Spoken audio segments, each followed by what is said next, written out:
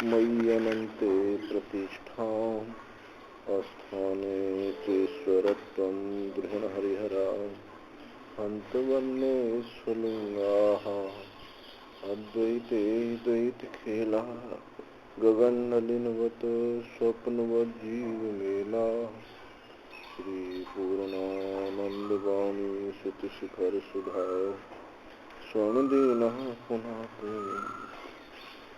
अखण्डानन्दसम्बोधो पूर्तये ब्रह्ममूर्तये सुधास्मृतसमाश्लिष्टो नेत्रान्तरस्फूर्तये नमः। शङ्करं शङ्कराचार्यं केशवं बादरायणं प्रकृतौ वन्दे भगवन्तौ पुनः पुनः। ईश्वरोर्गुरुरात्मेति मूर्तिभेदविभागिने व्योमव्याप्तदेहाय दक्षिणामूर्तये नमः। शङ्कराचार्यमध्यमाम् अस्मदाचार्यपर्यन्तं वन्दे गुरुपरम्पराम्। ॐ सहना भवतु सहनौ भुनक्तु सह वीर्यं कर्वावहै तेजस्विनावधीतमस्तु मा विद्विषावहै। शान्ति शान्ति शान्ति। चौथा अधिकरण, पहले अध्याय के चौथे पाद का चौथा अधिकरण कारणत्वाधिकरण। इसमें दो सूत्र हैं। पूरे हो शुरू हुआ सूत्र अधिकरण 4 है।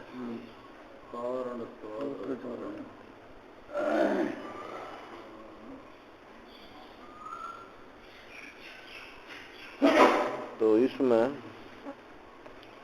वैयासिक न्यायमाला में समन्वयो जगद्योनौ नयुक्तो युज्यते अथवा नयुक्तो वेद वाक्येषु परस्पर विरोधता सर्ग क्रम विवादेपि नासौ सृष्टि विद्यते अव्याकृत असत प्रोक्तम युक्तौ असौ कारणे तथा।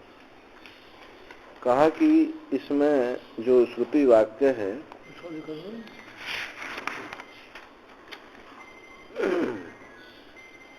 इसमें बहुत सारे जो सृष्टि परक सभी वाक्य श्रुति वाक्य माने गए।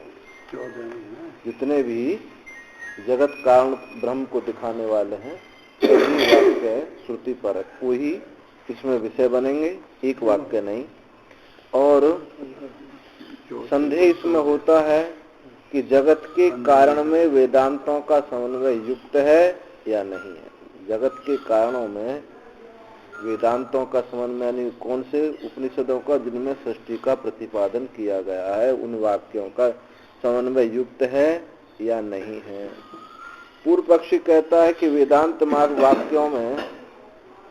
वाक्यों में सृष्टि परक वाक्यों में वेदांत के सृष्टि परक वाक्यों में परस्पर विरोध रहने के कारण उनमें समन्वय नहीं हो सकता। क्योंकि कोई आकाश से सृष्टि कहता है, कोई तेज से सृष्टि कहता है, कहीं सारी सृष्टि एक साथ हो गई है। 84 प्रकार से उपनिषदों में 84 प्रकार से सृष्टि का प्रतिपादन किया है। तो उसी को कहता है कि वेदांत वाक्यों में परस्पर विरोध है। कहीं सत्य से सृष्टि, कहीं असत से सृष्टि, कहीं तेज से सृष्टि, कहीं जल से सृष्टि, कहीं सारा एक साथ उत्पन्न कर दिया, कहीं गाय और सांड उत्पन्न हो गए। तो अनेक प्रकार से सृष्टि का प्रतिपादन है। तो वेदांत वाक्यों में परस्पर विरोध होने से समन्वय नहीं हो सकता।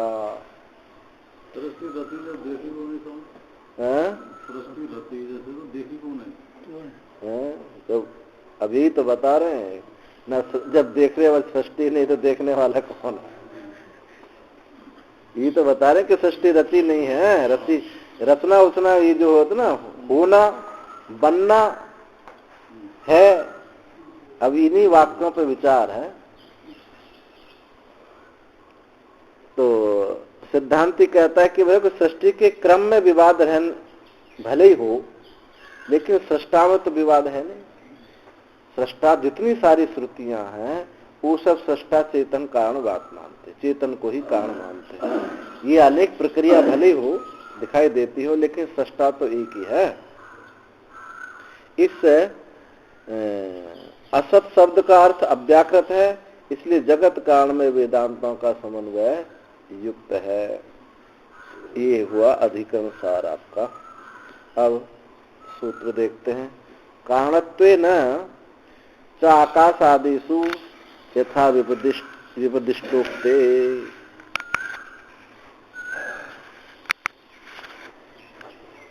कारणत्वे च ब्रह्मणः जगत कारणत्वे तु, ब्रह्म का जगत कारण होने पर तू न विरोधो नास्ति, ना कोई विरोध नहीं है।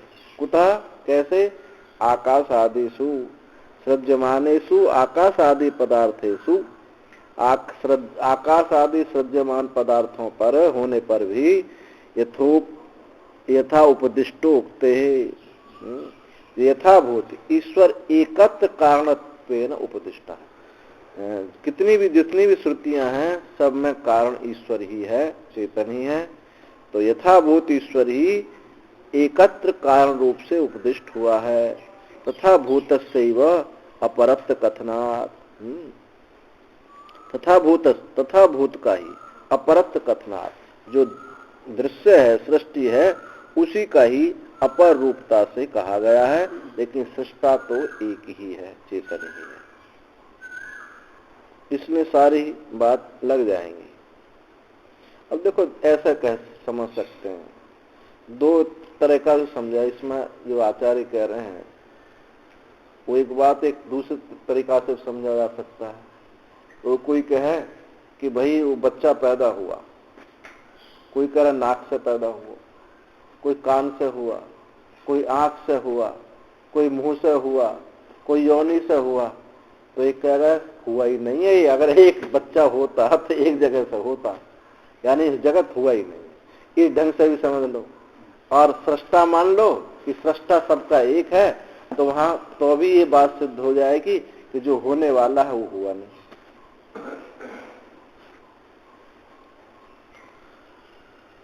तो आगे भाष्य देखें। प्रतिपादितम ब्रह्मणो लक्षणम, ब्रह्म का लक्षण प्रतिपादित हुआ, बताया। प्रतिपादितम च ब्रह्म विषयम, प्रतिपादितम च ब्रह्म विषयम गति सामान्य वेदांत वाक्यानाम, और जो वेदांत वाक्यों की जो गति सामान्यता सब में एक ही निरूपण हुआ है। जी ब्रह्म की एकता का ही सब उपनिषदों में निरूपण हुआ। वेदांत वाक्यों की गति सामान्य, ब्रह्म विषय गति सामान्य वेदांत वाक्यों का भी प्रतिपादन हुआ। प्रतिपादितम च प्रधानस्य असब्दत्वम, और क्या बात सिद्ध हुई? प्रधान का असब्दत्व, यानी जो सांख्य प्रतिपादित प्रधान है, प्रकृति है, वो श्रुति प्रतिपादित नहीं है, ऐसा भी प्रतिपादन हुआ।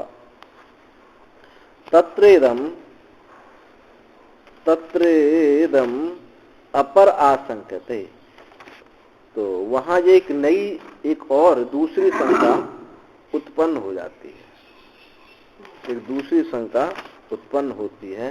अब यहां से पूर्व पक्ष चलेगा। देखो, इदम तत्रेदम अपर आशंकते, एक दूसरी शंका उत्पन्न होती है।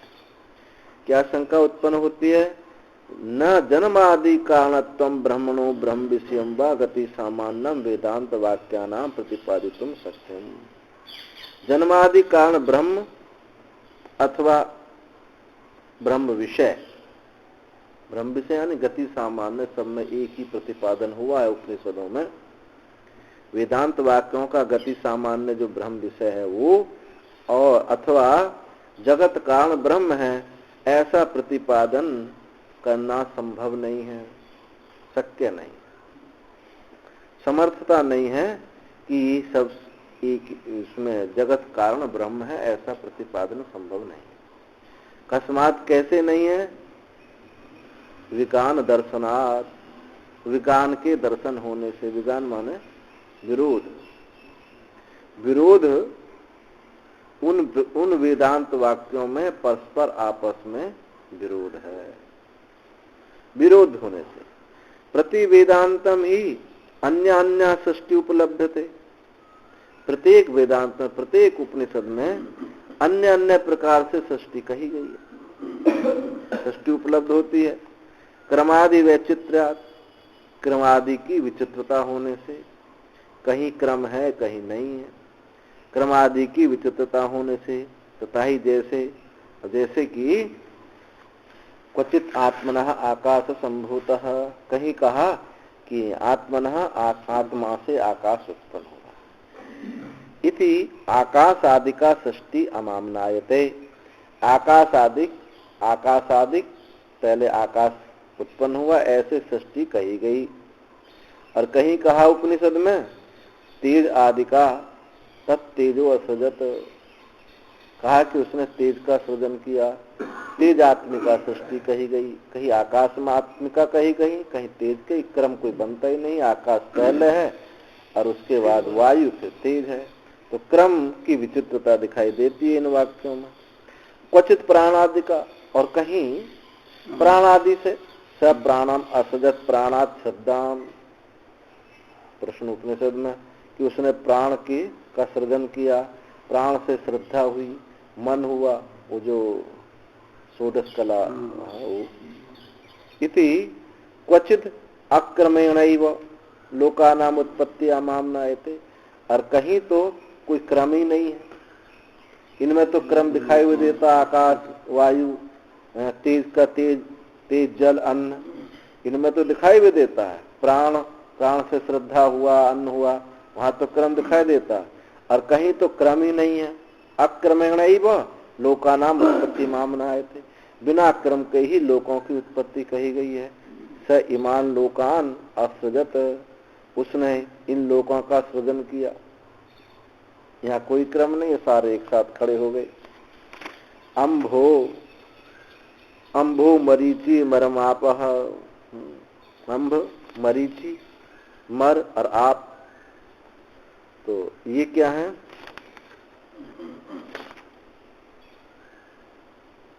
ये छांदोग उसमें ऐत्रेय उपनिषद में ये आया कि मनुष्य लोक, मर क्या है? मनुष्य लोक। आप क्या है? पाताल लोक। मरीचि क्या है? अंतरिक्ष लोक। ऐसे इन लोकों का सृजन कर दिया। ये अंतरिक्ष लोक, मनुष्य लोक, जल पाताल, जल में पाताल में लोक, इस प्रकार और तो इनका सृजन हुआ। तो ये सारे लोग एक साथ ही उत्पन्न कर दिए। तथा क्वचित, और कहीं असत पूर्विका सृष्टि पठियते, और कहीं असत से सृष्टि हुई। हमारे वेदाचार्य बोलते हैं ना, आज आए नहीं दिखा कि असत से सृष्टि हुई है। क्वचित असत पूर्विका सृष्टि पठियते। असद वाइदमग्रासी ततो वै सद अजायत, असत ही पहले था, उससे सत उत्पन्न हुआ। इति असदैव इदम असद एव इदम अग्रासीत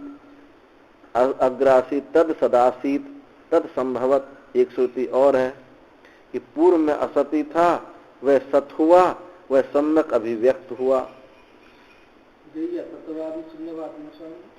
ना, यहाँ तो अब बताएंगे सब ये। इसमें ये जिसको हम असत कह रहे हैं, नाम रूप व्यक्त ना होने की वजह से उसको असत कह रहे हैं। पर ये असत से, सुनने से सृष्टि नहीं बताई जा रही। यहाँ तो सृष्टि किससे? चेतन से है, ये बताना। चेतन से सृष्टि है। वही तो शंका उठाई है कि उपनिषदों में, प्रत्येक उपनिषद में अलग अलग प्रकार से सृष्टि की गई है, परंतु कारण सबका एक चेतन है, सृष्टा एक ही है। अब उसके नाम अलग अलग प्रकार से हो रहे हैं। कहीं सत नाम रख दिया, कहीं असत नाम रख दिया, कहीं आत्मा रख दिया है, कहीं आत्मा रख दिया, कहीं कुछ और प्राण रख दिया है। नाम अलग अलग है। तो उस नाम के अलग होने से ऐसा मत समझ लो कि ये अलग अलग ढंग से ही सृष्टि हुई। इसी में भ्रांति होती है लोगों को। असदेव इदमग्रासित, असत ही ये पहले था, तत् सदासित, उससे सत हुआ, तथा संभवत वही अभिव्यक्त हो गया। और कहीं असदवाद निराकरण ना सत्पूर्विका प्रक्रिया प्रतिज्ञा थे, और कहीं असदवाद का निराकरण रूप से सत्पूर्वक प्रक्रिया कहीं सबसे सृष्टि बताई गई। तदह एकम आहु असदेव इदमग्रासित इति उपक्रम, ऐसा उपक्रम करके कि पहले जगत के कारण के विषय में कुछ लोग कहते हैं कि पहले असत ही था, ऐसा उपक्रम करके कुतस्तु खलु सौम्येवं स्यादिति होवाच कथम असत सज्जायेत इति सदैव सौम्यदमग्रासीत। जगत के पहले असत ही था, इस प्रकार उपक्रम करके कहा कि हे सौम्य, ऐसा किस प्रकार हो सकता है, असत से सत किस प्रकार उत्पन्न हो सकता है। हे सौम्य, यह सब पूर्व में सत ही था। अब असत का निराकरण करके कह रहे हैं सत ही था। अब यहाँ पहले श्रुति में जो असत कहा वो भी वही है, और यहाँ जो असत सत कहा ये भी वही है, बस कहने की तरीका अलग है। यह सब पूर्व में असत सत ही था ऐसा कहते हैं। तो इस प्रकार ये सतपूर्वक सृष्टि की प्रतिज्ञा की गई, सत से सृष्टि हुई। और क्वचित और कहीं स्वयं कर्तिकई व्याक्रिया जगतो निगद्यते, और कहीं तो ऐसा हुआ तदहेदम तरही अव्याकृतम आसीत नाम रूपाभ्याम व्याक्रियते, और वह सृष्टि के पूर्व में अव्याकृत था और वह नाम रूप से ही वही व्याकृत हो गया। यहाँ जो है स्वयं ही, यहाँ कोई प्रक्रिया नहीं ली, यहाँ स्वयं ही नाम रूप में अभिव्यक्त हो गया। तो एवं अनेकधा विप्रतिपत्ति वस्तुनि च विकल्पस्य अनुपपत्तेन वेदांत वाक्यानाम जगत कारण अवधारण परतया न्याय्या। इस प्रकार अनेक प्रकार से विरोध होने पर, और वस्तुनि च, और वस्तु में विकल्प की अनुपपत्ति, वस्तु में विकल्प की अनुपपत्ति होने से न वेदांत वाक्यानाम जगत कारण अवधारणतया, इसलिए वेदांत वाक्यों में जगत का जो ब्रह्म कहा है जगत कारण अवधारण रूप से वो युक्त नहीं है। अनेक प्रकार से विरोध प्राप्त होता है। ये अनेक विरोध होने पर वस्तु के विकल्प का संभव ना होने, क्योंकि जो वस्तु है वो विकल्प उसमें संभव नहीं हो सकता कि ऐसी हो गई ऐसी होगी, वस्तु तो एक ही है, वो जगत है और उसमें विकल्प संभव नहीं हो सकता। और तो वेदांत वाक्यों का तात्पर्य जगत कारण के अवधारण में है, यह मानना उचित नहीं। तो स्मृति न्याय प्रसिद्ध अभ्याम तो कारणांतर परिग्रह न्याय। तो भाई स्मृति न्याय प्रसिद्ध, स्मृति और युक्ति, स्मृति और युक्तियों से कारणांतर दूसरे कारण को ग्रहण करना उचित होगा। अब कौन से, अब वही ले ली, अब उसका दृष्टि कहाँ पहुंच गई, वही चाहे अणु से मानो चाहे प्रधान से मानो। आरंभवाद जो है अणु परमाणु से मानेंगे, और ये जो है नैयायिक जो ये है सांख्यवादी प्रधान से मान रहा है। तो ये कारणांतर दूसरे कारण को ही ग्रहण करना उचित होगा, क्योंकि वेदांतों में तो कुछ भैया पता नहीं, कोई कुछ कह रहा कोई कुछ कह रहा, कोई संभव नहीं। एवं प्राप्ति ब्रूम, इस प्रकार प्राप्त होने, अब सिद्धांत यहाँ से सिद्धांत शुरू होता है। एवं प्राप्ते ब्रूम, ऐसे प्राप्त होने पर हम कहते हैं, ऐसा प्राप्त होने पर हम कहते हैं सत्यपि प्रति वेदांतम सज्जमानेषु आकाशादिषु क्रमादि द्वार के विगाने न सृष्टि किंचित विगानम बसते। प्रत्येक वेदांत, प्रत्येक उपनिषद को जो सृज्यमान आकाश आदि हैं, सृष्ट होने वाले जो आकाश आदि हैं, उन क्रमादि के विरोध होने पर, क्रमादि के विरोध होने पर भी न सृष्टि किंचित विगानम अस्ति, किंतु सृष्टा में कोई विरोध नहीं है। कार्य में विरोध है, लेकिन सृष्टा तो सब ने सारी श्रुतियां एक ही कह रही हैं, एक चेतन कारण ही सृष्टा है। कुतः कैसे? यथा व्यपदिष्टोक्ते, यथा व्यपदिष्टोक्ते, जैसे सर्वत्र एक जैसा व्यपदेश होने से, एक जैसा ही व्यपदेश है। कैसा एक जैसा? चेतन व्यपदेश, सब में चेतन का व्यपदेश हुआ है। यथा भूतो ही एकस्मिन् वेदांते सर्वज्ञ सर्वेश्वर सर्वात्मा एक अद्वितीय कारणत्वेन व्यपदिष्टः तथा भूते वेदांतरेषु व्यपदिश्यते। जैसे एक वेदांत में सर्वज्ञ सर्वेश्वर सर्वात्मा एक अद्वितीय कारण रूप से जैसे व्यपदिष्ट हुआ है, कहा गया है, वैसे ही सब वेदांत दूसरे वेदांतों में भी, दूसरे उपनिषद, वेदांत का मतलब है उपनिषद, वेदांता नाम उपनिषद प्रमाण। जब वेदांत कहा जाएगा तो समझ लिए उपनिषद की बात कही गई है। तो वेदांतरेष्वपि, दूसरे उपनिषदों में भी व्यपदिश्यते, वैसा ही उपदिष्ट हुआ है।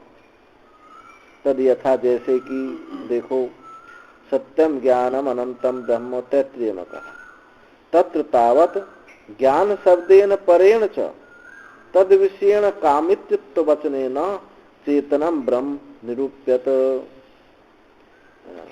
सत्यम ज्ञानम अनंतम ब्रह्म, यहाँ ज्ञान शब्द से दूसरा तद विषय रूप से, तद विषय रूपे कामित्व वचन, कामित्व वचन कौन सा है? एको हम बहुश्यामा प्रजायति, उसने कामना की मैं बहुत हो जाऊं। तो इस वचन से चेतन ब्रह्म ही निरूपण हुआ है। कामना कौन करेगा? चेतन करेगा।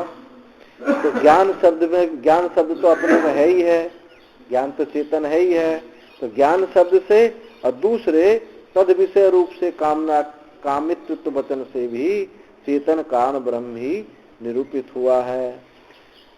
अपर प्रयोजत्वेन ईश्वर कारणम अब्रवीत, इसका दूसरा प्रयोजन इसमें कोई प्रयोजन इसमें, प्रयोज्य इसमें नहीं दिखाई देता। दूसरा प्रयोज्य ईश्वर को छोड़ करके ईश्वर कारणम अब्रवीत, ईश्वर कारण ही यहाँ कहा है। तद विषयेनैव परेण आत्म शब्देन शरीरादि कोश परंपरया च अंतर अनुप्रवेशेन सर्वेषाम अंतः प्रत्यगात्मान निर्धारयत। और तद विषय रूप से उसी का विषय कौन है? आत्मा। उस विषय रूप से ही दूसरे आत्म शब्द से भी शरीर आदि कोश परंपरा से अनंतर अनुप्रवेश, यानी उसके भीतर भीतर प्रवेश करने से जब पंचकोश का निरूपण करते हैं तो अंत चलते हैं। तो अंतर अनुप्रवेश रूप से सर्वेषाम अंतः प्रत्यगात्मा निर्धारित, सबका अंतः प्रत्यगात्मा ही वहां भी निर्धारित, चेतन ही निर्धारित हुआ है। बहुश्याम प्रजायति इति आत्मविषयेन बहुभवन अनुशंसनेन सृज्यमानानां विकाराणां सृष्टु अभेद अभासत। आत्मविषय रूप से बहुभवन अनुशंसनेन, मैं बहुत हो जाऊं, उत्पन्न हूं, इस प्रकार के कथन से, संसनेना कथन से, उपदेश से, जो सृज्यमान विकार हैं, उत्पन्न होने वाले विकार हैं, सृष्टा अभेद अभासता, उनके सृष्टा का अभेद ही कहा गया है। तथा इदम सर्वम असजत यद इदम किंच, और भी 133 श्रुति आई कि यह सब जो है, इदम सर्वम, यह सब असजत उत्पन्न हुआ, यदिदम किंच, जो कुछ भी है ये सब उसी से उत्पन्न हुआ। समस्त जगत सृष्टि निर्देशेन, समस्त जगत की सृष्टि के निर्देश रूप से समस्त जगत सृष्टि निर्देशेन प्राग सृष्टि अद्वितीयम सृष्टारम आचष्टे। समस्त जगत सृष्टि के निर्देश से पूर्व सृष्टा जो है, सृष्टा एक अद्वितीय ही सृष्टा को, सृष्टि का जो सृष्टा है एक अद्वितीय ही कहा गया है। सब उपनिषदों में सृष्टा जो है एक अद्वितीय चेतन ही कहा गया है। तदत्र लक्षणम ब्रह्म कारणत्वेन विज्ञातम, वह जो लक्षण कहा कि ब्रह्म कारण रूप से विज्ञात हुआ है, वहां ये जो लक्षण कहा कि जगत सूत्र भी है जन्माद्यस्यतः, यह लक्षण ब्रह्म कारण, जो लक्षण कारण रूप से ब्रह्म को कारण रूप से जो विज्ञात हुआ है, तल लक्षणम एवं अन्यत्रा भी विज्ञायते, वो जो लक्षण है अन्यत्र भी प्राप्त होता है। लक्षण अन्यत्र भी, दूसरी जगह भी जाना जाता है। कैसे? सदैव सौम्यमग्रासीत एकमेवा द्वितीयम तदेक्षत बहुश्यामा प्रजायेति तत्तेजो असृजत। सद हे सौम्य, हे प्रिय दर्शन, ये एक ही सद ही यह पहले था। अभी जो आसीत शब्द आ रहा था, शब्द जो आ रहा है, इस नाम रूप की अभिव्यक्ति के दृष्टि से आ रहा, ना कि काल को द्योतित कर रहा। कहते ना पहले था, ऐसा नहीं, इस नाम रूप की अभिव्यक्ति से कह रहे हैं कि वो पहले नाम रूप से रहित था। तो यहाँ काल भेद नहीं, नाम रूप की अभिव्यक्ति की दृष्टि से कहा गया।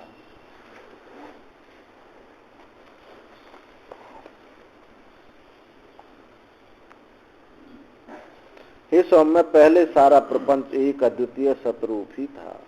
उसने एकोश्याम तदिक्षत, उसने इक्षण किया, बहुश्याम प्रजायति, उसने इक्षण किया कि मैं बहुत हो जाऊं, उत्पन्न हूं।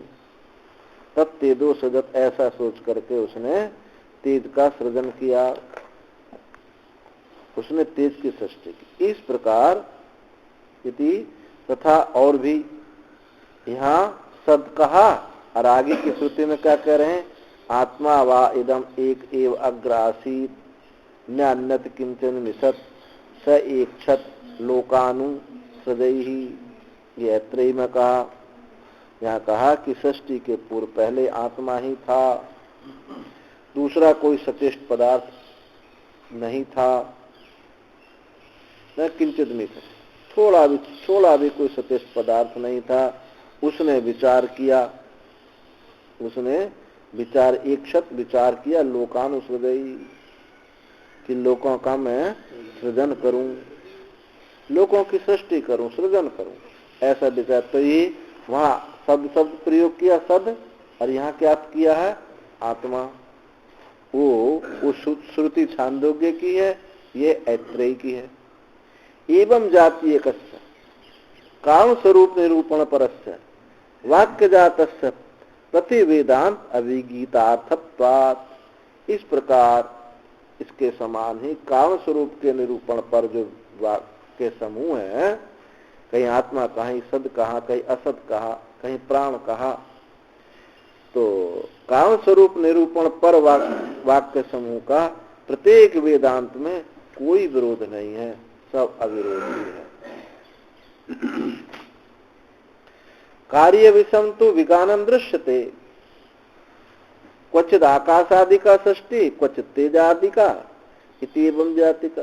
परंतु जो किंतु कार्य में विरोध देखा जाता, कहीं आकाश आदि से सृष्टि और कहीं जो है तेज आदि सृष्टि। न च कार्य विषयेण विज्ञानेन कारणमपि ब्रह्म सर्व वेदांतेषु अभिगीतम अधिगम्यमानम अविवक्षितम भवितुम अर्हतीति शक्यते वक्तुम। कार्य विषय रूप के विरोध होने से कारण ब्रह्म सब वेदांतों में अभिगीतम, अविरोधित ही है, उसमें कोई विरोध नहीं, ऐसा जानते हुए अविवक्षितम भवितुमर्हति, अविवक्षितम भवितुमर्हति शक्यते वक्तुम। ये कहो कि वो उसकी विवक्षा नहीं है, तो ऐसा कहना ठीक नहीं होगा। उसी चेतन की यहाँ विवक्षा है, सबका अलग अलग होने पर भी ब्रह्म कारण रूप ही यहाँ विवक्षित है। जो तुम कहोगे वो उस ब्रह्म कारण का विवक्षा नहीं है, तो ऐसा तुम्हारा कहना उचित नहीं होगा। अति प्रसंगात, क्यों? अति प्रसंग होने से, ऐसा मानने पर अति प्रसंग हो जाएगा। क्या अति प्रसंग होगा?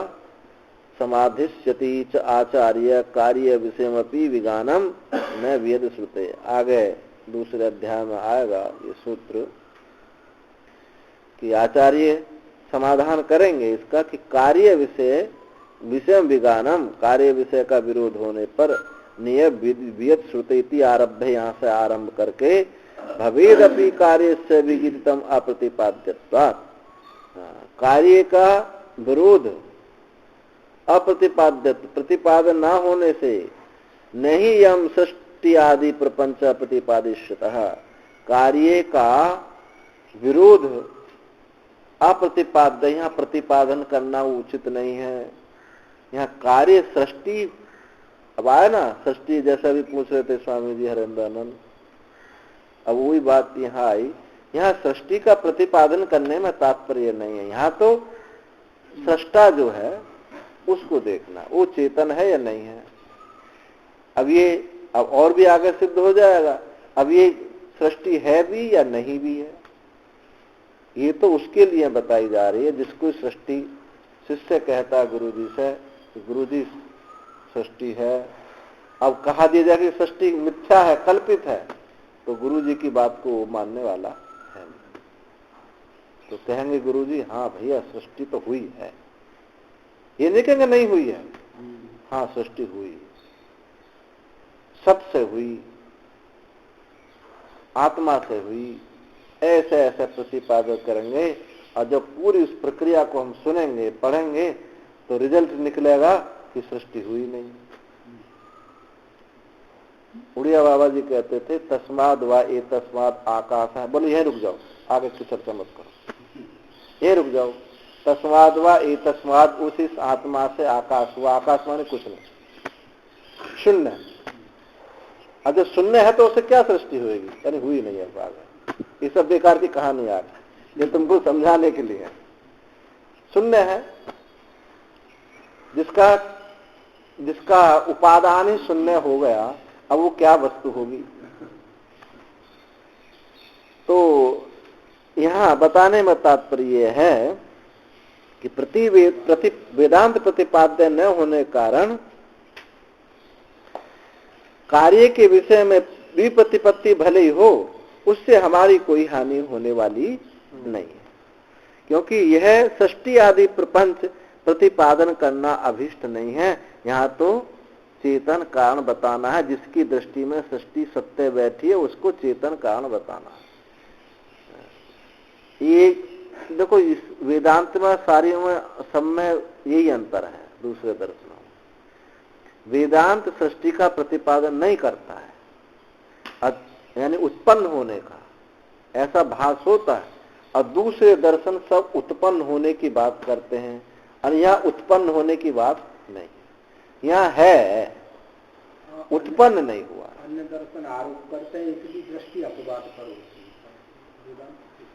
हाँ अन्य यहाँ अपवाद, हाँ ऐसे मान सकते हो, क्योंकि अपवाद निषेध किया गया कि ये है ही नहीं, ये है ही नहीं। तो अब इन सृष्टि वाक्यों से यही सिद्ध होता है कि सृष्टि नहीं है। भवेदपि कार्यस्य विगितत्वम अप्रतिपाद्यत्वम, भले ही कार्य का विरोध अप्रतिपाद्य भले ही हो, क्योंकि यहाँ सृष्टि आदि प्रपंच का प्रतिपादन करना, सृष्टि आदि प्रपंच का प्रतिपादन करना अभिष्ट नहीं है।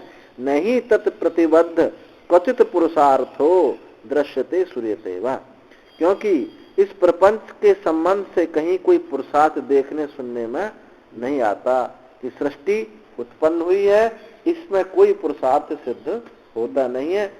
चेतन को दृष्टि में रखना, चेतन ये पुरुषार्थ सिद्ध है, ना कि सृष्टि को सिद्ध करना पुरुषार्थ। न च कल्पितुम शक्यते, और उसकी कल्पना करना भी शक्य नहीं है, संभव नहीं। उपक्रम उपसंहाराभ्याम तत्र तत्र ब्रह्म विषयी वाक्य ही साकम एक वाक्यताया गम्यमानत्वात्, उपक्रम उपसंहार से उन ब्रह्म विषय वाक्यों के द्वारा उन ब्रह्म विषय वाक्यों के साथ एक वाक्यता गम्यमानत्वात्, इन सब वाक्यों की एक वाक्यता ही जानी जाती है। उपक्रम उपसंहार, जो उपक्रम में है उपसंहार में है, ऐसे उन ब्रह्म विषय वाक्यों के एक साथ वाक्यों के साथ एक वाक्यता का प्रतिपादन है। दर्शति च सृष्टि आदि प्रपंच से ब्रह्म प्रतिपत्त्यर्थता, और सृष्टि आदि प्रपंच का ब्रह्म प्रतिपत्त्यर्थ, ब्रह्म प्राप्ति के लिए ही सृष्टि आदि प्रपंच देखा जाता है। सृष्टि वाक्य सृष्टि के उत्पत्ति सृष्टि के प्रतिपादन में नहीं है, बल्कि उन सृष्टि वाक्यों से ब्रह्म प्रतिपत्ति अर्थ को ही सृष्टि आदि का प्रपंच देखा गया है, ना कि सृष्टि के प्रतिपादन। इससे क्या होता है, ये सब अवांतर वाक्य है, और इनसे क्या है, तत्पदार्थ का, सृष्टि वाक्यों से तत्पदार्थ का शोधन होता है। जिन लोगों ने जगत को ऐसे छोड़ दिया और केवल तम पदार्थ से विचार किया, उतने अर्थ में ही जगत की सत्यता बनी रह गई। कौन? हमारे सांख्यवादी और योगवादी। आप सांख्य योग में देखो, जगत की चर्चा नहीं मिलेगी, वहां वृत्ति की चर्चा बहुत विस्तार से है, जगत की चर्चा नहीं। उन्होंने तम पदार्थ का ही विचार किया, इसलिए यहाँ उनका ये जगत कारण रूप में कार्यगत वृत्ति से निषेध कर लिए, हटा लिए, इसने कारण रूप में वो विद्यमान बना रहा। भक्त का भी योगी का भी ईश्वर सृष्टि समाप्त नहीं होती, जीव सृष्टि उनकी भले समाप्त हो जाए, कि मैं मेरा जो है ये समाप्त भले हो जाए। जैसे ये जो गीता वाक्य है, ध्यायतो विषयान पुंसः संगस्तेषुपजायते, ध्यायतो विषयान पुंसः, ये यहाँ से जीव सृष्टि शुरू है। इससे पहले कुछ और है, पहले है, तभी तो हम उसका ध्यान कर रहे हैं, है और यहीं रुक जाए, यही यहाँ तक है ईश्वर सृष्टि। और जब उसमें उसका ध्यान करें, आसक्ति हो, क्रोध आदि सब जीव सृष्टि शुरू हो जाती है। तो भक्त का भी योगी का भी जीव सृष्टि जो है वो तो समाप्त हो रही है, लेकिन ईश्वर सृष्टि बनी रहती है। ईश्वर सृष्टि बनी रहती है मतलब गुण जो है अपने कारण में लौट जाता। ये जो कहते हैं ना, जीव सृष्टि दुख देती है, ईश्वर सृष्टि दुख नहीं देती है, ऐसा कहा जाता है, ये वेदांत परक वाक्य नहीं है। इस जिज्ञासु को तो ये ईश्वर सृष्टि दुख देती है,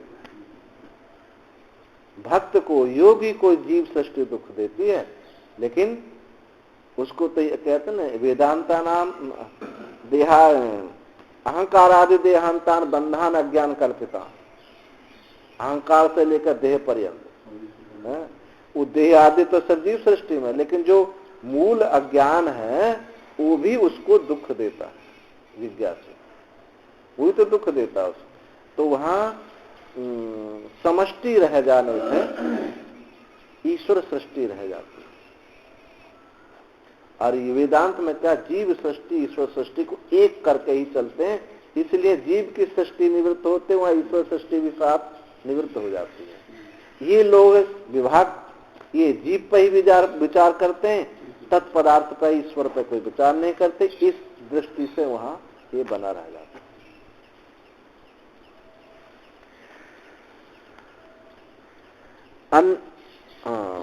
सृष्टि आदि प्रपंच ब्रह्म प्रतिपत्त्यर्थम, सृष्टि आदि का जो विस्तार है वो ब्रह्म प्राप्ति के लिए ही देखा जाता है। क्या है श्रुति? देखो, अन्नेन सौम्य शुंगेन आपो मूलम अनविच्छादिभिः सौम्य शुंगेन तेजो मूलम अनविच्छ तेजसा सौम्य शोगेन सन मूलम अनविच्छ। ये सौम्य अन्न हे सौम्य, अन्न कार्य, अन्न रूप से जल रूप मूल का निश्चय करो। अन्नेन, अन्न सुंगेर माने कार्य, अन्न कार्य से आपो मूलम, इस उसका मूल क्या है? जल। ये अन्न किससे हुआ? पृथ्वी किससे उत्पन्न हुई है? जल से। तो उसको अन्न सुंगेन से आप मूलम, आपो मूलम, जल का मूल को खोजो। और जल के अदभी जल के मूल से उस तेज को मूल को खोजो। और तेज के मूल से अब यहाँ सीधा तेज, क्योंकि वायु नहीं लिया, यहाँ तो तीन लिए है ना, यहाँ तीनों में त्रिवृत्तिकरण हुआ, यहाँ पंचीकरण नहीं।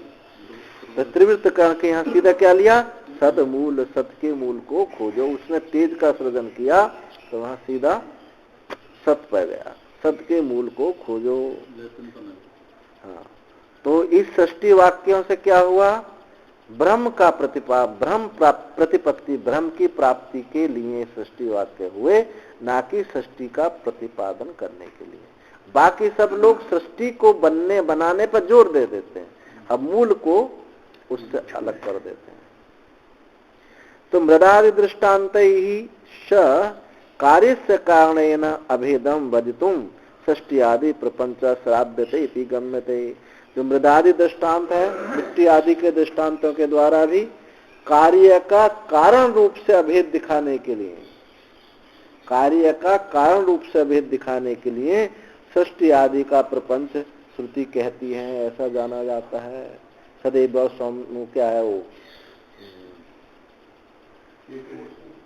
कहा ना कि मृत्यु के तेव सत्यम, क्या है श्रुति हो कि मिट्टी है। वाचा रमणो विकारो नाम ध्येय मृत्यु के तेव सत्यम है, ये नाम रूप सब वाणी का विसार मिट्टी ही सत्य है। तो उन दृष्टांतों के द्वारा कार्य का कारण रूप से अभेद, कार्य का कारण रूप से अभेद, वो इससे चेतन को ही दिखाया गया है। कार्य ऐसा भेद क्या होगा? जगत मिथ्या, कार्य मिथ्या होने से और अभाव जो है अपने अधिष्ठान से भिन्न होता नहीं है।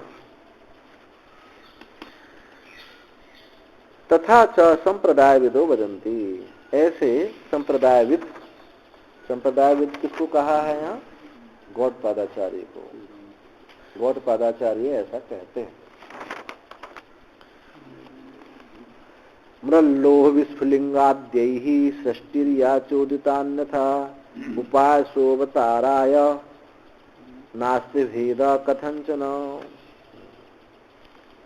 मृत्तिका, लोह और चिंगारी आदियों के द्वारा सृष्टि या चोदिता अन्यथा, अन्य प्रकार से जो सृष्टि कही गई कि मृत्तिका से एक नाम घड़ा कुल्हड़ सकोर आदि बन गए, लोहे से और अग्नि से चिंगारी की तरह, ऐसे जो सृष्टि आदि का प्रतिपादन अन्य प्रकार सृष्टि कही गई है, वो ब्रह्म का ज्ञान उत्पन्न होने के लिए है।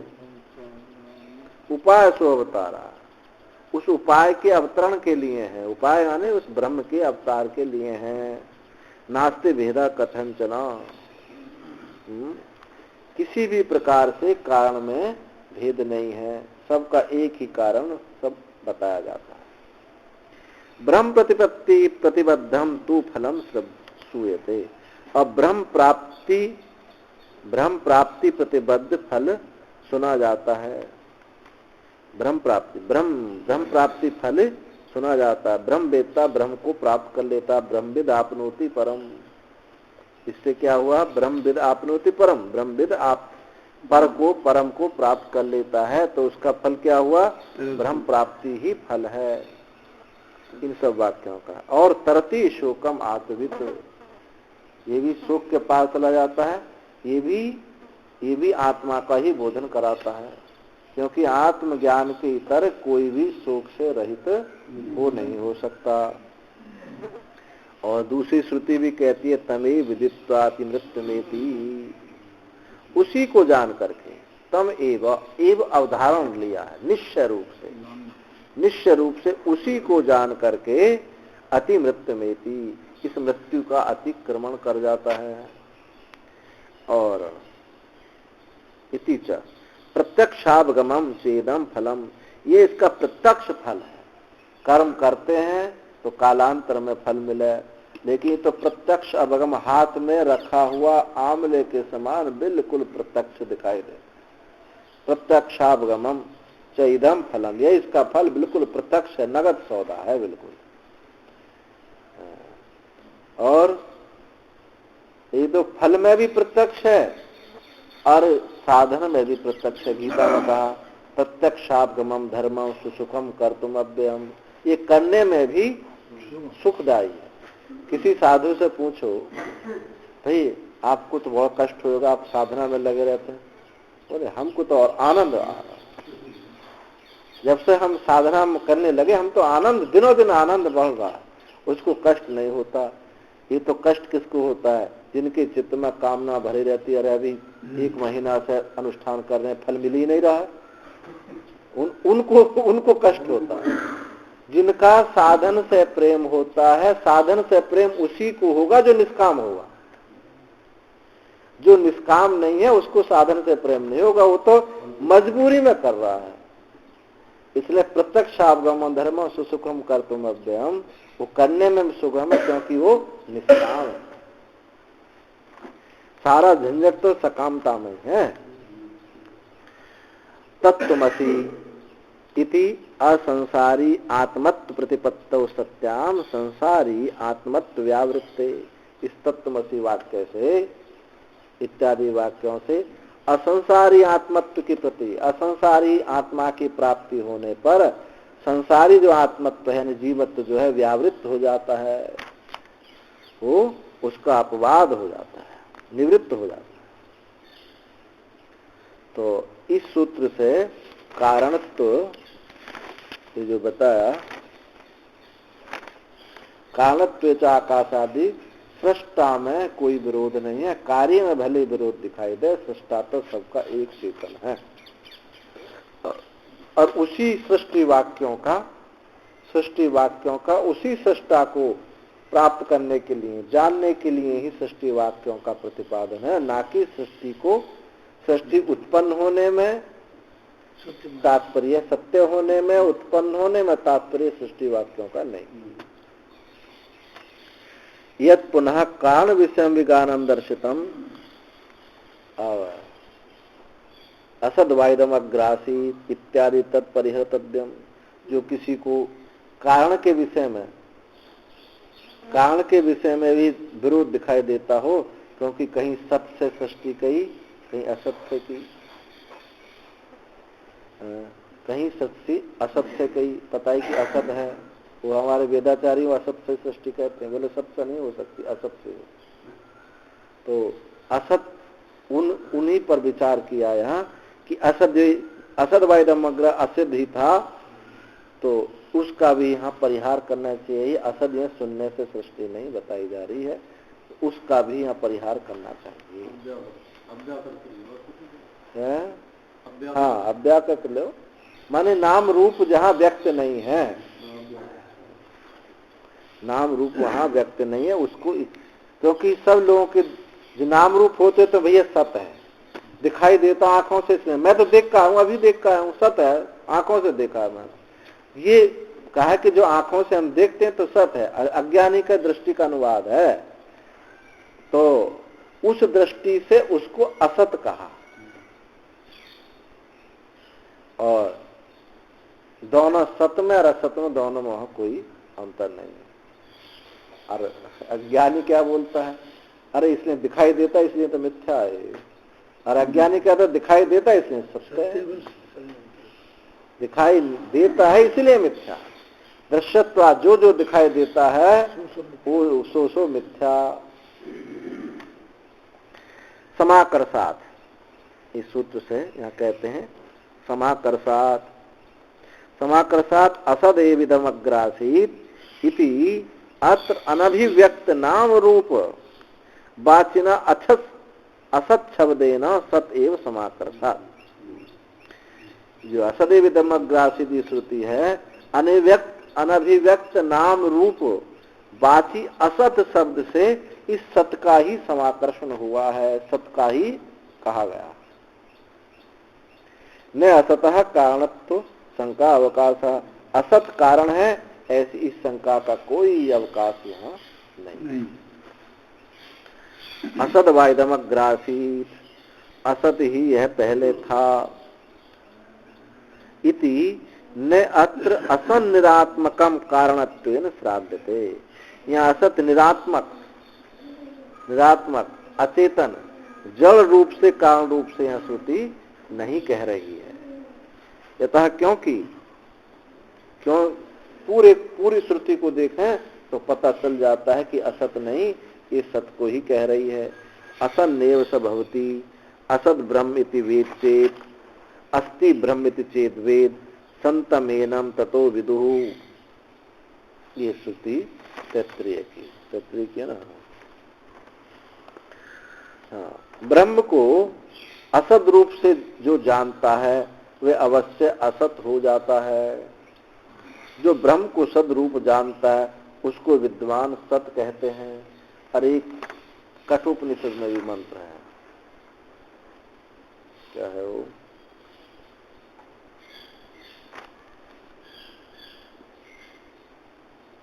ध्यान से उतरोगे बिल्कुल, देखो। चलो फिर आएगा ध्यान पर, देखेंगे, बताएंगे। तो ऐसे वहां जो असत को असत कहता है वो असत ही हो जाता है। और जिसने स्वीकार कर लिया ये सत है तो सत परमात्मा की उसको प्राप्ति हो जाती है। इति असद बाद अपवादेन अस्तित्व लक्षणम, इति असदवाद अपवादेन अस्तित्व लक्षणम ब्रह्म अन्नमयादि कोश परंपराया प्रत्यगात्मानं निर्धार्य स्वकाम्यत इति तमे प्रकृतम समाकृष्य सप्रपंचम सृष्टिं तस्मात् श्रावित्वा तत् सत्यम इति आचक्षते।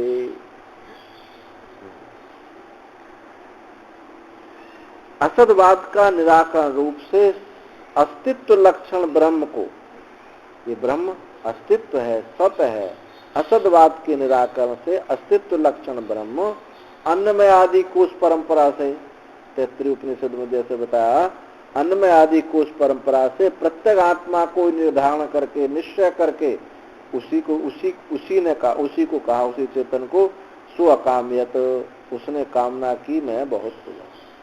तो कौन हो गया? वह पंचकोश से अतीत जो चेतन है उसी को यहाँ लक्षित किया गया।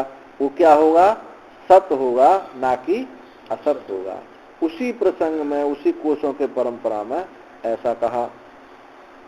तमे प्रकृतम उसी प्रकृत ब्रह्म को समाकृष्य, वहीं से उसको ला करके सप्रपंच सृष्टि का विस्तार कहा गया।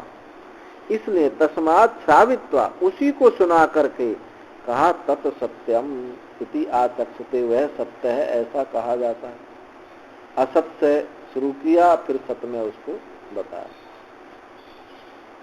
ऐसा उपसंहार करके तदप्येष श्लोको भक्ति, उसी के विषय में ये मंत्र होता है। इति तस्मिन्ने प्रकृत अर्थे श्लोकम इमम उदाहरति, उसी प्रकृत अर्थ में, उसी ब्रह्म अर्थ में ये मंत्र उद्धृत किया जाता है। क्या उद्धृत किया जाता है? असदवाइदम अग्रासी, उसी प्रसंग में उसी अर्थ को उसी प्रकृत ब्रह्म को अर्थ में, प्रकृत ब्रह्म को दृष्टि में रख करके ये मंत्र कहा गया। असदवाइदम अग्रासित, ना कि जड़ को, निरात्मता को दृष्टि में रख करके नहीं कहा। यदि तो असन निरात्मकम अस्मिन् श्लोक अभिप्रेत ततो अन्य समाकर्षणे अन्यस्य उदाहरणात् असंबंधम वाक्यम आपद्येत। यदि तू असत निरात्मक इस श्लोक में अभिप्रेत है, यदि इस मंत्र में असदात्मक, निरात्मक, जड़ असत निरात्मक ही श्लोक में अभिप्रेत हो गए तो अन्य समाकर्षण अन्य के समाकरण में अन्य का उदाहरण नहीं दिया जा सकता। फिर असत का ही उदाहरण देना चाहिए था, सत का उदाहरण क्यों दिया? क्योंकि उपसंहार तो किसमें किया? सत में किया। क्या किया था? तत् सत्यम इति आचक्षते, वह सत्य है। अन्य यदि वहां असत ही निरात्मक असत ही इस मंत्र में अभिप्रेत होता तो उससे अन्य समाकर्षण में अन्य का उदाहरण संबद्ध नहीं रखता, अन्य उदाहरण नहीं दिया जा सकता, बल्कि निरात्मक ही उदाहरण देना चाहिए। ये कहा जाता है कि वो असत्य ही है, लेकिन बाद में कहा वो सत्य है। यही समाकर्षण है। भली प्रकार उसको खींच लेना, दिखा देना। समाकर्षण का मतलब सम्यक आकर्ष्यते, जो पीछे कहा है उसको वही दिखाना, ये समाकर्षण। तस्मा नाम रूप व्याकृत वस्तु विषय प्रायेण सत्शब्द प्रसिद्ध। इसलिए नाम रूप जो व्याकृत विषय वस्तु के प्राय उसी को सत शब्द कहा जाता है। इस नाम रूप जो उस प्राय उसी को कहते हैं। इति तद व्याकरण अभाव अपेक्षा प्राग उत्पत्ति सदैव ब्रह्मासीत। उस व्याकरण के अभिव्यक्ति के अभाव की अपेक्षा से उत्पत्ति से पहले ये सत ब्रह्म ही यहाँ असत कहा गया है। इस नाम रूप, क्योंकि सब लोग इस नाम रूप को ही सत कहते हैं। इस नाम रूप को उस नाम रूप की अभिव्यक्ति के अभाव, उत्पत्ति से पहले जो अभाव है, जो सत ब्रह्म है, उसी की दृष्टि से उसको यहाँ असत कहा गया है, ना कि उसको निरात्मक असत ही कहा गया है। आसित इति उपचरित, ऐसा उपचरित होता है। और एस एव असद एव इदम अग्रासीत, यह ही असत ही पहले था, यह ही असद ही पहले था, ऐसा जो कहा गया। इति अत्रापि योजना, यहाँ इस श्रुति में भी ऐसा ही जोड़ना चाहिए। इस व्यक्त नाम रूप दृष्टि से उसको असत कहा है, ना कि निरात्मक असत ही है। तद सदासीत इति समाकर्षणात्, वहां भी इस छांदोग्य में समाकर्षण हुआ। क्या? तद सदासीत, वह सत ही था। असत से शुरू किया और फिर उसका पर्यवसान क्या किया? सद ही था। तो हमको उसका समाकर्षण पूर्व को असत ही ना लेकर के सत ही समझना चाहिए। नाम रूप की दृष्टि से उसको असत कहा।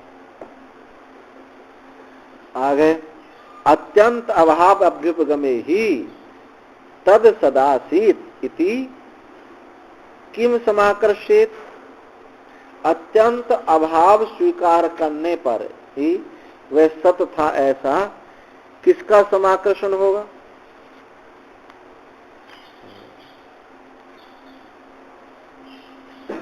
अत्यंत अभाव रूप असत का स्वीकार करें, अत्यंत अभाव असत का स्वीकार करें तो तब सदासीत, इसमें किसका आकर्षण करेंगे, समाकर्षण करेंगे? तो कहते हैं तदह एक आहु असद एव अग्रासीत, तो वह पहले वो असत ही था। इति अत्रापि न श्रुत्यंतर अभिप्रायेण अयम एकी यम उपन्यास,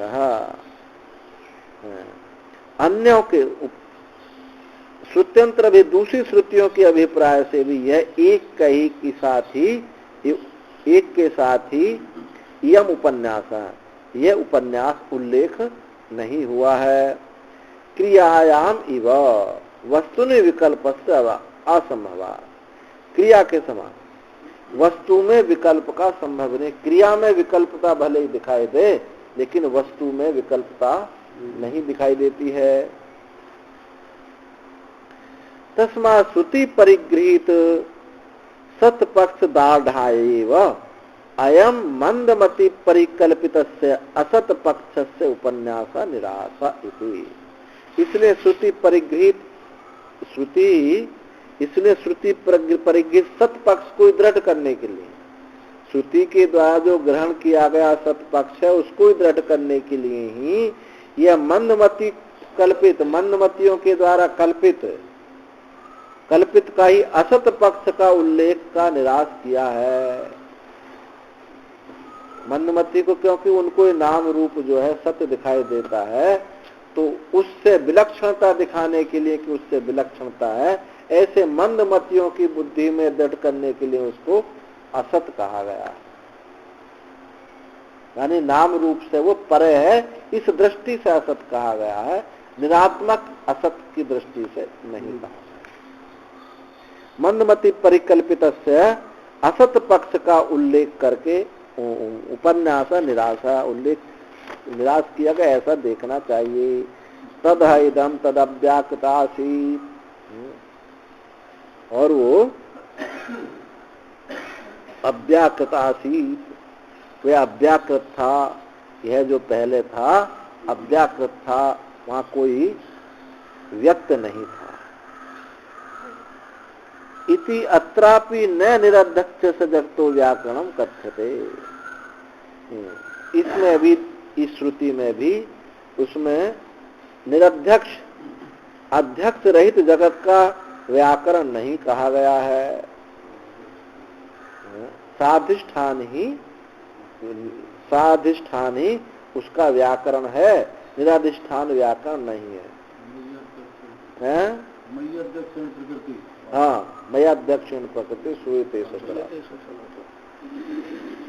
स एष इह प्रविष्टा अनखाग्रेभ्य इति अध्यक्ष से व्याकृत कार्य अनुप्रवेशत्वेन समाकर्षात्।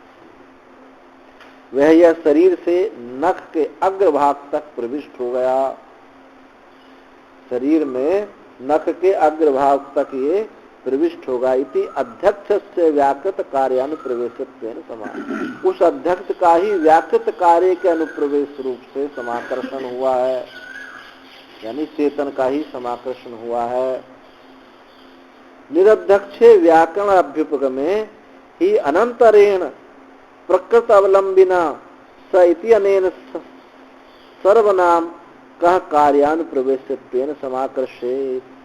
निरध्यक्षेण व्याकरण स्वीकार अभिव्यक्ति स्वीकार करने पर, बाद निरध्यक्ष व्याकृति स्वीकार करने पर ही अंतरेण प्रकृत अवलंबिना सा,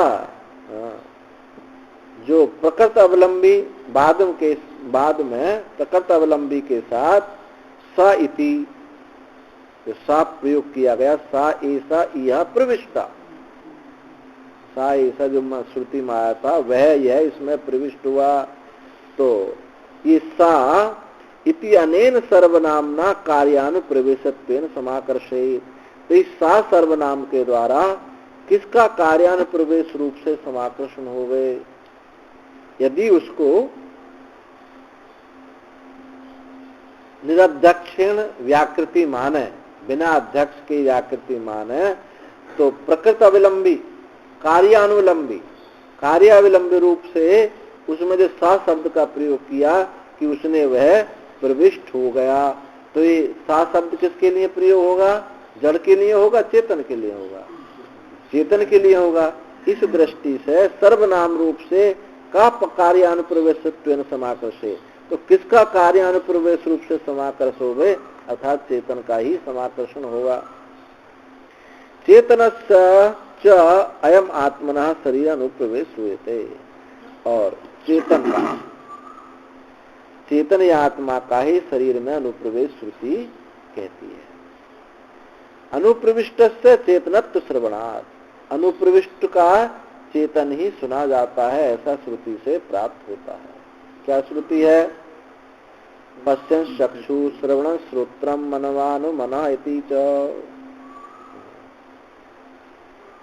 वह देखता हुआ पश्यन् चक्षु, वह देखता हुआ चक्षु है, सुनता हुआ कान है, मनन करता हुआ मन है। तो इससे क्या बात आ रही है? चेतन का ही प्रविष्ट हुआ रहा। देखता हुआ चक्षु है, तो देखता हुआ चक्षु है मतलब कार्य अनुप्रवेश किसका दिखाई दे रहा है? चेतन का। आंख में प्रवेश किसका दिखाई है? चेतन का प्रवेश होता है। पश्चन चक्षु, देखता हुआ चक्षु है, सुनता हुआ श्रोत है, मनन करता हुआ मन है। इस प्रकार ईश्वर सृष्टि में प्रवेश करो है, ईश्वर ने सृष्टि में प्रवेश किया था। हाँ। जीव रूप से अनेन जीवेन, यहाँ क्या क्या लोगे? चेतन रूप है। कैसे प्रवेश हुआ है? कैसे प्रवेश हुआ है? जैसे सूर्य जल पात्र में उसमें प्रवेश हो गया है। जैसे ईश्वर सृष्टि में जीव रूप से प्रवेश हुआ, हाँ, तो ईश्वर है कि फिर भूल कैसे करो, जीव कैसे बन लो? कोई तो कह रहे हैं जैसे सूर्य जैसे ये प्रतिबिंब, सूर्य जल में प्रतिबिंब रूप से प्रवेश हो गया है। सूर्य जल में प्रवेश हुआ तो कैसे दिखाई दे रहा? प्रतिबिंब रूप से दिखाई दे रहा है। प्रतिबिंब तो उपाधि से बनाती है। पहले तो वहां भी उपाधि है। ईश्वर ने प्रवेश किया था, मतलब सृष्टि में। यहाँ प्रवेश आदि क्रिया सत्य वस्तु नहीं है। यहाँ ये बात दिखाने के लिए है कि चेतन ही समग्रता में भरपूर है। उसके लिए दृष्टांत ऐसा कि अनेक प्रश्न ऐसे खड़े हो सकते हैं। पूरे आज देखो ऐत्रेय भाष्य में देखेंगे तो कहा ये तो तुमने एक छोटा सा प्रश्न पूछ रहे हो कि चेतन इसमें कैसे, ईश्वर कैसे प्रवेश हो गया। बोले मैं बहुत सारे बता देता हूँ। कितने बता देता हूँ? वो हृदय में कैसे आ गया, अंगुष्ठ मात्र कैसे हो गया, मूर्ति में कैसे आ गया, अनेक प्रश्न बन जाते हैं।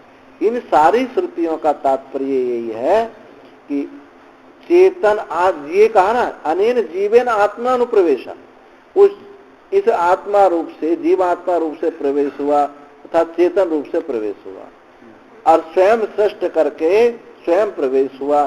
तो यहाँ प्रवेश आदि क्रिया सब कल्पित है, मिथ्या है। कैसे कल्पित है? जैसे सूर्य जल में प्रवेश हो गया, वहां दिखाई दे रहा है, वस्तुतः जो प्रतिबिंब में है तो सूर्य ही।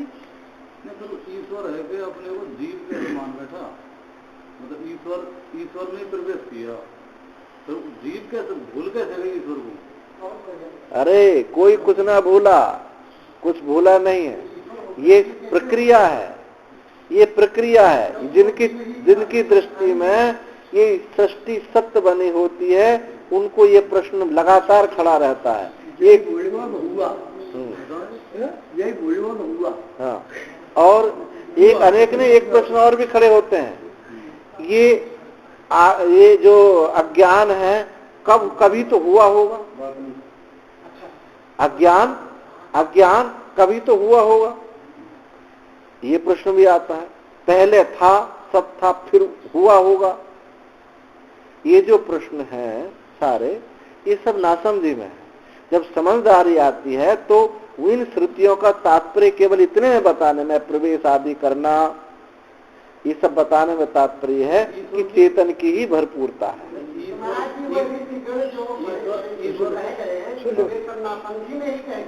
क्या यही चीज ऐसा हुआ वेदों में समझ रहा है, वेदों में मतलब नासमझ थे, समझदार थे तभी कहा। तो इसीलिए तो कहा कैसे समझ ले। अब पहले आप सुनने की कोशिश करो। हाँ सुनो, यहाँ इन श्रुति वाक्यों का तात्पर्य केवल अभिधा वृत्ति से ही कोई बात नहीं कही जाती है, कोई लक्षणा से भी कही जाती है, कोई व्यंजना से भी कही जाती है। हाँ, वो तात्पर्य वृत्ति से भी कही जाती है। तो इन श्रुति वाक्यों का आप अभिधा वृत्ति से अर्थ सीधा क्यों लगा रहे हो? क्योंकि जब तक व्यवहार में अभिधा में नहीं करें, साधन में अपने भक्ति का प्रारंभ करते, लोकेश ये अर्थानी लोक में जिस अर्थों को सबसे पहला वाक्य है कदर का, उन्होंने कहा कि लोक में जो अर्थ है जिनसे लोग समझ सकते हैं उसी अर्थ से सूत्र की व्याख्या होनी चाहिए। तो फिर ना अभी जो प्रसंग चल रहा उससे इसका क्या तात्पर्य लगा? क्या तात्पर्य लगा? लोक में जो अर्थ जैसे ना, अब वही तो कहे, जहाँ कहीं लोक में सीधा ये अर्थ है और उससे बात बनती नहीं है, भाई उससे बात बनती नहीं है। लोक में जो सीधी सीधी अभिधा से बात कही गई है उससे हमारा तात्पर्य निर्णय नहीं हो रहा है तो हमको व्यंजना करनी पड़ती है, हमको लक्षणा करनी पड़ती है। यदि सीधे सीधे अर्थ से निकल जाए, जैसे मोहन जाता है, अब इसमें क्या लक्षणा करोगे, क्या व्यंजना करोगे? कुछ नहीं होगी।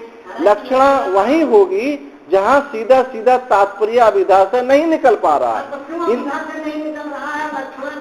अब इसका क्या अर्थ है? इसका अब इसका बताओ जी। प्रत्यक्ष में जो है, प्रत्यक्ष में जो अर्थ है उसके लिए अभिधा, अनुमान में जो अर्थ है उसके लिए लक्षणा, और इसके आगे जो बात चलती है मतलब जहाँ तो देखो वो जो तत्व है ना अनुमान से जाना जा रहा है, ना अभिधा से जाना जा रहा है, इसलिए तो लक्षणा करनी पड़ी। यदि वो अभिधा से जाना जाता, अनुमान से जाता, प्रत्यक्ष से जाना जाता, तो लक्षणा करनी क्यों पड़ती? इसीलिए हम अनुमान से ही उसको सिद्ध करना चाहते हैं। हाँ, अनुमान से सिद्ध करना चाहते हो और वो गलत सिद्ध हो जाएगा, है? इसलिए वहां लक्षणा करनी पड़ी। ऐसे ही सारे वाक्य जो है इस सृष्टि पर, अब कहा अभी जो चर्चा चली सत्य से हुई, असत से हुई, अब सीधा सीधा इनका अर्थ आप लेओगे अभिधा वृत्ति से, तो विरोध तो उपस्थित है ही है। जान तो नहीं रहा, मतलब इसको जान तो नहीं रहा, जो सबको जानने वाला ईश्वर है, ईश्वर जीव रूप से मतलब हुआ है, तो जान को नहीं रहा है वो ईश्वर। यहाँ जीव, तुम ऐसा क्यों नहीं सोचते हो? जीव रूप माने चेतन रूप से, वो ईश्वर चेतन रूप से ही प्रविष्ट हुआ। अब यहाँ प्रविष्ट आदि क्रिया ये कल्पित है, मिथ्या, ये बताने के लिए कि उसका जो ये संपूर्ण चेतन ही चेतन है, ये बताने के लिए ये इसमें लक्षणा करनी पड़ती है। जब ईश्वर रूप से प्रवेश हुआ तो सत्य क्यों नहीं मान रहे? तुम क्यों पूछ रहे हो? ऐसी बात है, क्या बात आई है प्रक्रिया, मान लो अनुभव करो सका तो अनुभव माने तो वेद मानो, अनुभव मानो, वेद कह रहा हूँ, वेद ना आती। हाँ, तभी प्रश्न उठा। श्रद्धा नहीं, तब प्रश्न खड़ा है, तो श्रद्धा हुआ बात मानोगे तो अनुभव करोगे। जगत हुआ नहीं तो प्रवेश का जगत हुआ है, वो तो श्रुति के प्रवेश हुआ है, वो उसी जगत हुआ है जिसकी दृष्टि में ऐसा बैठा है कि जगत हुआ है, उसी के लिए उसने कहा कि गुरुदेव से पूछा कि जगत हुआ है, सत्य है, तो उसके लिए प्रक्रिया बताई कि भाई ऐसे ऐसे हुआ। अब उस पूरी प्रक्रिया पर आप विचार करके देखो तो क्या लगेगा? जगत नहीं हुआ है। ऐसे ही इस प्रवेश श्रुतियों का विचार करके देखेंगे कि चेतन, वहां ये क्यों नहीं कहा कि इस रूप से प्रवेश हो गया, अणु रूप से प्रवेश हो गया, परमाणु रूप से प्रवेश हो गया, ऐसा क्यों नहीं कहा? प्रत्येक श्रुति में क्या है? अनेन जीवेन, जीव रूप से प्रवेश हुआ, आत्म रूप से प्रवेश हुआ, ये क्यों कहा गया? ये इसलिए कहा गया कि चेतन की भरपूरता दिखाने के लिए। तो जीव शब्द का अर्थ होता है प्राण में, प्राणन हुआ, प्रवेश जो है प्राणन, यानी वहाँ जीवेन आत्मना, जो ऐसी मूर्खता करने वाले लोग हैं जो जीव को केवल प्राण ही मानते हैं, ऐसी मूर्खता करने के लिए करने वाले, इसीलिए श्रुति ने आगे कहा, क्योंकि उनको श्रुति को मालूम है कि ऐसी मूर्खता बहुत लोग करेंगे, तो अनेन जीवेन आत्मना, फिर आत्मना कहा। इसलिए अनेक प्राण के अनेक भेद हैं, समान ज्ञान उदान, वो फिर कहा, इतनी वृत्ति फैला दी है, अनेन जीवेन आत्मना, अन्य कह दो, अन्य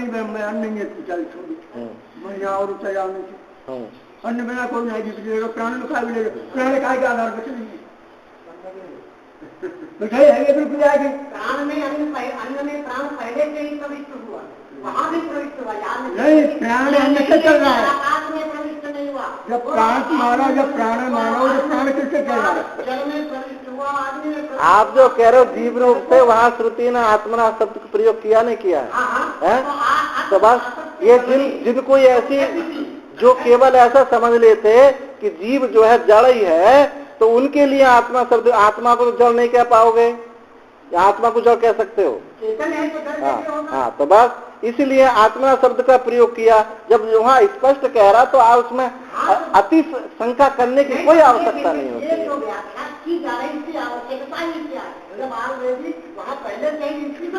अब ये तो भाई, अब तुम वेद भगवान से पूछो, इसी तो व्याख्या वो अपनी बात बोल रहा है ना, छोड़ो साथ आओ नहीं हटने करे क्यों पड़ी? इसकी वो हट कोई सवाल ना हो, वो हट नहीं छोड़ रहा है। छोटा कोई सवाल नहीं होता है। लोग कमी देख लो, क्यों का कोई मतलब ही नहीं है। मैं बताता हूँ ये तो लेके नहीं फिर ना हटता जो कर रहा है इसीलिए तो बताया जा रहा है, हट कर रहा है। आप कर रहे हैं, आप लोग कर रहे हैं कि नहीं ऐसे नहीं हुआ तो कल्पना की आप दान में जाना है, रोटा तो दान में आ जाए। सुनिए सुनिए, सुनो, एक व्यक्ति पंडित जी नोच आओ कि पंडित क्या नोता है घर पे आए कि कई घरवादी थे कि आज मैं पंडित क्या नोचा हूँ, तो बिना में पूछे तू पहले रोज कहती पंडित क्या नोचने आज मैं नोचा कर लिखा है चौरसी वाले ना, चौरस नोचा पूर्णिमा लिखा है नहीं कर क्या चल दो कि पंडित जी तुम्हारा नोता ना है तो क्यों कितने क्यों देखनी है वहां में क्यों ही देखनी है तो माता कुछ चलिए और मकामा कर रहा है पंडित क्यों मत कर रही है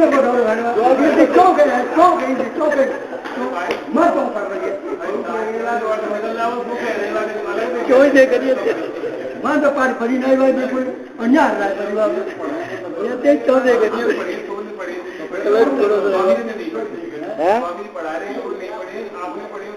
क्या क्या पढ़ी ना ना, ये तो हम तो वेद की बात उपनिषद जो है ये वेद तो है ही ना, ये क्या अलग से तो पढ़ाना रहे कुछ। लो लो जी, अब एक नई बात उन्होंने और कर दी। ये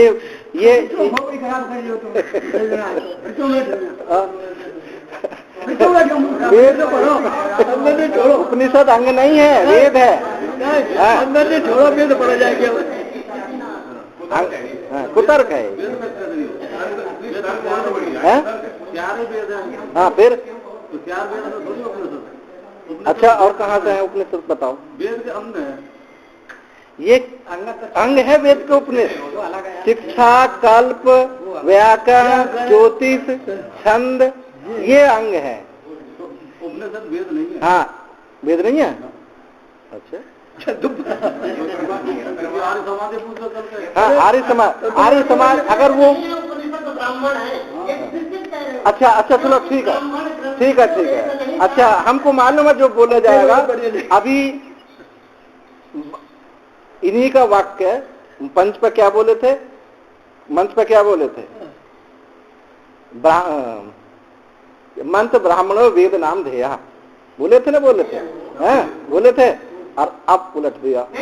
सुनो और सुनो और सुनिए और सुनिए और सुनिए और सुनिए। चलो ठीक है, आप बृहदारण्य को उपनिषद को मत, बृहदारण्य को उपनिषद मत मानो हैं, बृहदारण्य, लेकिन ईसावास्य को मानोगे ना? ईसावास्य को उपनिषद मानोगे नहीं मानोगे?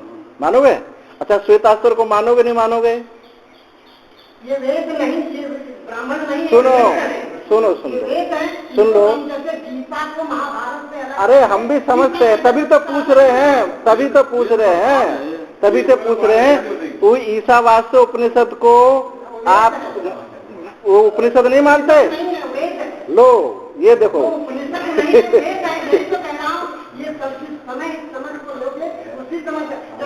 भगवत गीता महाभारत है, भगवत गीता कोई अलग से ग्रंथ नहीं है, सुंदरकांड कोई अलग से ग्रंथ नहीं है। तो ठीक है, तो तभी ऐसे ही ये जो अरे तर्क वितर्क की बात है कुछ नहीं। चलिए आगे। अरे सामने आ जाओ बस, चलो। कहाँ छोटा था अध्याय, कितना टाइम हो गया ना? यहाँ तक पूरा कर दें। हाँ पूरा हो गया। कहाँ रह गया? अपि च यादृशम इदम अद्यत्वे नाम रूपाभ्याम व्याक्रियमाणम जगत साध्यक्षम व्याक्रियते। अपि च यादृशम, जैसा यह आज नाम रूपों से जगत व्याकृत हो रहा है, साध्यक्ष अध्यक्ष सहित व्याकृत हो रहा है, एवं आदि सर्गेपि इति गम्यते, इसी प्रकार से आदि सर्ग में भी ऐसा जान लेना चाहिए। दृष्ट विपरीत कल्पना अनुपपत्ते, देखे दृष्ट विपरीत कल्पना जो है वो सिद्ध नहीं होती है, उसकी विपरीत कल्पना नहीं की जा सकती। श्रुतियंतरपि, दूसरी श्रुति में भी कहा, अनेन जीवेन आत्मनानु प्रविश्य नाम रूपे व्याकरवाणी, इस जीव आत्मा रूप से अनुप्रवेश करके, अनुप्रवेश प्रवेश ही नहीं है, अनुप्रवेश है, इसको भी ध्यान रखें। अनुप्रविश्य नाम रूपे व्याकरवाणी, नाम रूप में अपने को अभिव्यक्त करूं। इति साध्यक्षामेव जगतो व्याकृताम दर्शति, अध्यक्ष पूर्वक ही जगत का व्याकरण हुआ है, यानी चेतन दक्ष का चेतन पूर्वक ही अभिव्यक्त हुआ है। व्याक्रियते इति अपि कर्म करती लकारा सति अभी परमेश्वर व्याकृति सौकर्यम अपेक्षम द्रष्टव्य।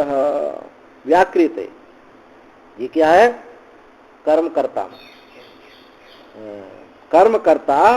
कर्मकर्ता में लकार हुआ है। व्याक्रियते, इस जहां कर्मकर्ता में लकार होता है वहां आत्मनेपदी धातु प्रयोग होता है।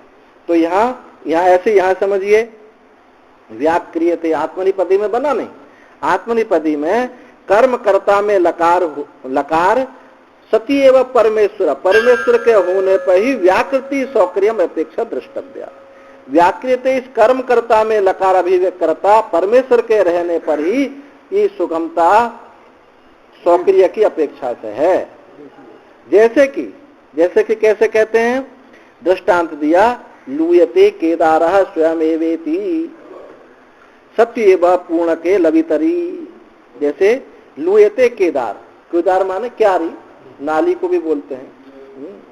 कि वो कहा कि एक पूर्णक नाम का एक आदमी है, पूर्णक नामक मनुष्य के रहने पर ही क्यारी वो काटी जाती है। तो क्या हुआ? वहां चेतन आया नहीं आया? तो चेतन ऐसे ही यहाँ व्याकृते भी कर्मकर्ता में ही कहा जाता है, कर्ता की अभिव्यक्ति होती है। चेतन पूर्वक ही व्याकरण हो सकता है, अन्यथा व्याकरण नहीं हो सकता है। हाँ, आत्मनेपदी शब्द का प्रयोग लूयते में भी आत्मनेपद का, जब परस्मयी पद का प्रयोग होता, जैसे ग्रामीण, वहां कर्ता शब्द नहीं होता, कर्म में दिखाई देता, परंतु कर्ता वहां साइलेंट होता, छुपा रहता है कर्ता, पर बिना कर्ता के क्रिया हो नहीं सकती। तो उसमें व्याक्रियते में आत्मनिपद शब्द प्रयोग होने से वहां कर्ता चेतन को लेना ही पड़ेगा। जैसे इसमें दृष्टांत दिया, क्यारी अपने आप ही कट रही है, अपने आप नहीं कट रही है, वहां चेतन है, लिया ही जाएगा, ऐसा प्रयोग होता है। गम्यते ग्राम, गाम, हाँ, गाम को ग्राम जाया जाता है, प्राप्त किया जाता है। अब कौन जाएगा? तो चेतन, कोई राम होगा, श्याम होगा, वही तो जाएगा। तो यहाँ चेतन साइलेंट होता है। कर्तृभाव, एक भाववाचक होता ना, एक कर्तृवाचक। तो कर्तृवाचक में आत्मनेपद का प्रयोग होगा और वहां कर्ता नाम नहीं दिया जाएगा, लेकिन क्रिया से ही वहां समझ लेना चाहिए। तो कहा कर्मणि एव लकारो अर्थाक्षिप्तः कर्तारम अपेक्षा द्रष्टव्या, अथवा जो कर्म में ही लकार अर्थ का आक्षिप्त होता है, कर्म में ही, जैसे बताया कि ग्रामेण गम्यते ग्राम, तो वहां कर्म में ही जब लकार होता है तो वहां अर्थकर्ता की अपेक्षा ही देखनी चाहिए। यथा गम्यते ग्राम, जैसे दृष्टांत दिया, गांव को प्राप्त होता है, गांव प्राप्त किया जाता है, तो कौन ग्राम प्राप्त करने वाला? चेतन अवश्य होगा। इसलिए अध्यक्षता, बिना अध्यक्ष पूर्वक व्याकृति हो नहीं सकती। ये अध्यक्षता दिखाने, यानी चेतन की परिपूर्णता दिखाने के लिए ही ऐसा कहा है। ओम पूर्णमदः पूर्णमिदं पूर्णात् पूर्णमुदच्यते पूर्णस्य पूर्णमादाय पूर्णमेवावशिष्यते। सर्वे भवन्तु सुखिनः, सर्वे सन्तु निरामयाः। सर्वे भद्राणि पश्यन्तु मा कश्चित् दुःखभाग् भवेत्।